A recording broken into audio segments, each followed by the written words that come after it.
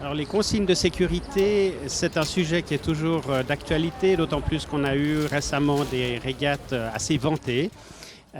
C'est un sujet qui nous préoccupe tous. Donc sur une régate comme le Bol d'Or, les consignes sont les suivantes. À part l'équipement standard obligatoire sur un bateau, les instructions de course demandent des mesures supplémentaires. C'est-à-dire que chaque équipier doit avoir sur lui un Scialum. Un Scialum est une petite lampe qui marche environ 8 heures et qu'on peut déclencher mécaniquement à tout moment, qui ne dépend pas d'électricité. Donc même dans l'eau, on peut avoir cette lampe avec soi et la déclencher sans problème. De plus, il faut avoir une lampe de poche étanche. Et on demande également à ce que les gilets soient mis la nuit. C'est obligatoire sur tous les bateaux. Et pour les multicoques, eux, ils ont l'obligation de porter les gilets pendant toute la durée de la régate. Voilà les mesures principales.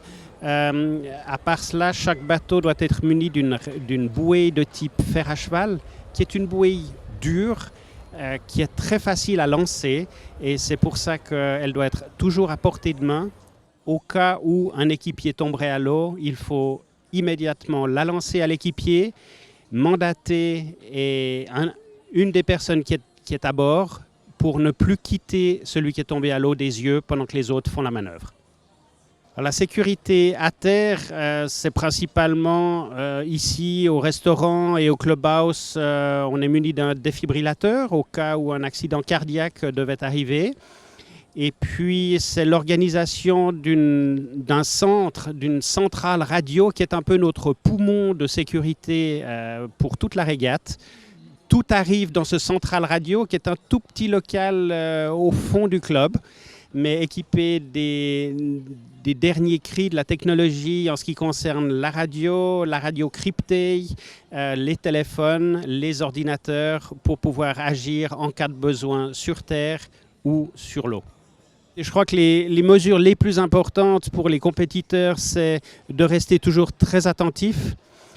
Écouter la radio, des bulletins météo sont émis toutes les demi-heures par les radios qui sont partenaires de la manifestation. Et surtout observer le plan d'eau, ce qui se passe autour, les bateaux qui sont au loin, comment ça se passe. Et voilà les mesures principales, à part rester toujours prudent, ne pas hésiter à descendre les voiles plus tôt que prévu, quitte à attendre un moment et remonter ensuite, plutôt que de ne plus arriver à les descendre du tout et d'aller jusqu'à l'accident. Alors, je suis Gilles Alborietti, je suis le nouveau responsable de la surveillance. Alors, nous sommes en quelque sorte le trait d'union, je dirais, visuel entre le plan d'eau, ce qu'il se passe, c'est-à-dire les yeux, les oreilles, ce qu'il se passe, bien évidemment être proche des participants en cas de besoin et de nécessité, c'est d'être à l'écoute, se rapprocher, d'analyser la situation et d'organiser l'intervention, d'être précis par rapport aux communications que nous allons faire, bien sûr avec Porto Central, qui, comme l'a évoqué tout à l'heure Alec Tournier, bien évidemment mettre en place les mesures nécessaires pour entreprendre les secours. Alors notre effectif pour ce Bol d'Or, nous sommes une quinzaine de bateaux. Il faut savoir que les capitaines de bateaux s'appellent les portos. Et effectivement, nous sommes regroupés dans un secteur qui a 7 secteurs sur le plan d'eau. Et on va accompagner, je dirais, pendant toute la régate, le gros flux au départ. Et ensuite, en fonction, je dirais, de la navigation, histoire de les récupérer dans certains secteurs qui sont déjà définis par avance.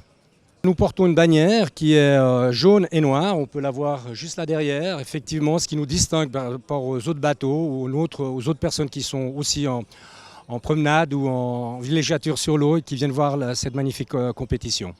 En cas de besoin, effectivement, les participants, s'il y a un souci quelconque, ils nous font des grands signes, nous on se rapproche et on est à leur écoute et en fonction de ça, on organise les secours qui sont nécessaires en fonction des besoins.